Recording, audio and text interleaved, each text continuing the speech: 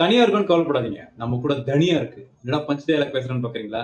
தனியாக்கு உண்மையில அப்படி ஒரு சிறப்பு இருக்கு. மல்லிவேதன் கூட சொல்லுவாங்க. இந்த தனியாவ வச்சு டீ போடுறது எப்படின்னு பார்க்கலாம். முதல்ல அந்த தனியாக்கு என்னென்ன ஆரோக்கிய குணங்கள் இருக்குன்னு பார்த்துடலாம். நீரிழிவு, ரத்த அழுத்தம், கொலஸ்ட்ரால், உடல் பதட்டம் இந்த மாரி பல விஷயங்களுக்கு ஒரே சர்வரோக நிவாரணி அப்படின்னா, அது நம்ம தனியா மட்டும் தான். இந்த தனியா சாப்பிடும்போது உங்களுக்கு நீரிழிவு வந்து குறையுது, ரத்த அழுத்தம் குறையுது, நார்மல் ஆகுது அப்படின்னு வந்து ஆராய்ச்சிகள கண்டுபிடிச்சிருக்காங்க. மேற்கத்திய நாடுகள் இப்ப தனியா வந்து அதிக அளவு எடுக்க ஆரம்பிச்சுட்டாங்க. ஆனா நம்ம ஃபாஸ்ட் ஃபுட் பக்கம் போயிட்டு தனியாவ ஒதுக்க ஆரம்பிச்சிட்டோம். சரி, தனியால டீ செய்றது எப்படி அப்படின்னு பார்க்கலாம்.